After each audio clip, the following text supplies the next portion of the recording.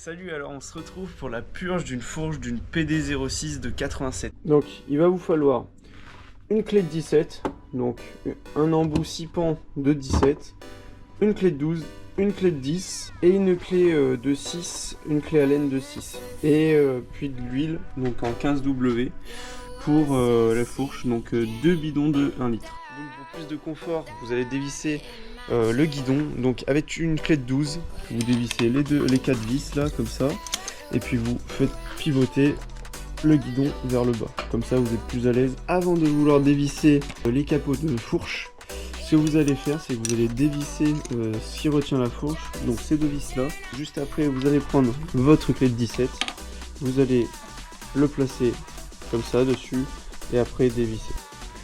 Donc là vous dévissez avec la clé de 12 ces vis là, tac, donc là c'est fait pour la première, et pour la deuxième, on force sa race.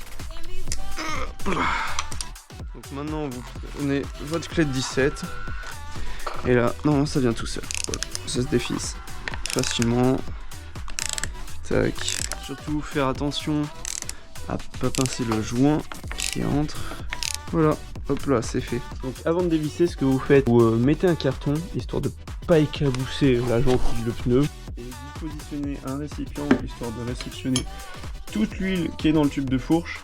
Avec votre clé Allen en 6, vous allez l'insérer dedans et vous allez dévisser.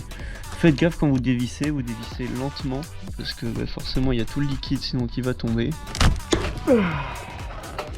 Donc voilà, donc vous dévissez dans les sens inverses des aiguilles d'une montre. Faites gaffe à pas faire tomber la vis dans le bidon, ça serait con. Et voilà, vous essuyez bien la vis, vous enlevez les surplus de joint. Maintenant, je vais commencer à mesurer les 550 ml qu'il faut mettre dans un thé de fourche. Moi, j'ai un récipient qui est noté juste à 500 ml. Je me suis renseigné sur plusieurs forums.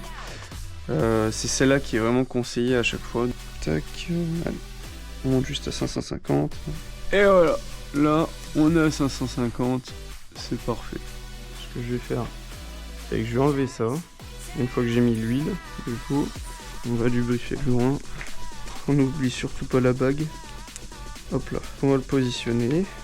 On essaie déjà de visser à la main. Ça a l'air d'être bon. Voilà.